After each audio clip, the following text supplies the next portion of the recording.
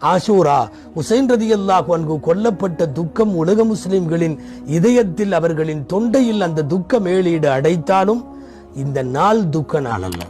வரலாற்று காலத்தில் நிறைய நன்மைக்குரிய செயல்களை இறைவன் இங்கே செய்த காரணத்தால் இந்த நாள் துக்க நாள் அல்ல.